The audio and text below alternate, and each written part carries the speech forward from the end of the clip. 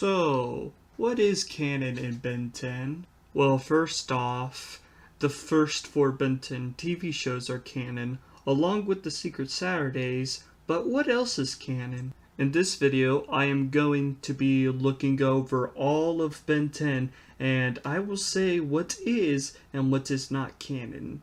So first off, are the video games canon? I personally think that some are and some are not. The first one is Benton Protector of Earth. This game is not canon because it contradicts too much of the cartoon to be canon. But I do believe that Benton Omniverse 2 is canon, unless if I see something in the game that contradicts canon, so that would mean that it is non-canon. Is the new Ben 10 cartoon canon? Well, no, it's a reboot, but does that mean that I'm not going to talk more about the Ben 10 reboot? Let's say I make a video talking about the history of Vilgax and Ben 10. I would cover his origin, his history in the four cartoons, what he did in the future, and then the reboot version of Vilgax. Are the Ben 10 comic books canon? Well, I don't know because I have not read the comics yet, but I will apply the same rules to the comics as I did with the video games. If it contradicts canon, then it's not canon. If it does not, then it's canon. Also, whatever the toys say is also canon with the same rules as the video games implied. What about quotes from the crew members of the show?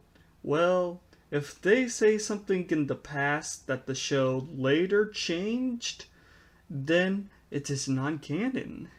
If they say something that the show never contradict, then what they said is true and is canon, especially if the quotes are recent, as in they came out after Omniverse ended. Also, the same rules apply to the pop-up trivia versions of the Ben 10 classic episodes. Now I want to clarify something that people misunderstand.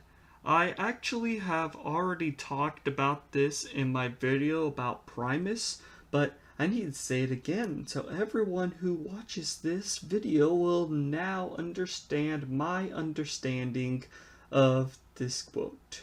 One time, Derek Wyatt said on a website that is now gone, so this is not the exact quote, Primus and the Codine strain were erased from continuity in Omniverse by the Annihilarg.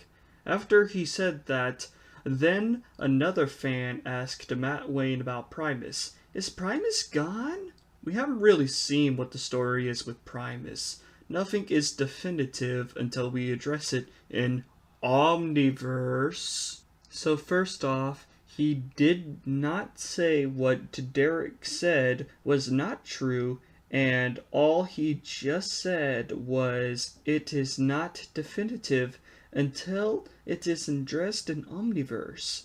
And now, Ben 10 Omniverse has been over for almost 4 years now, and everything said by the crew of the first 4 Ben 10 shows will be canon unless Men of Action says it's not canon. So I hope that I have managed to open your mind to this view of Ben 10 canon, and I hope that you guys will continue to watch the Ben 10 guide because I have a lot more topics to cover in the future of the show.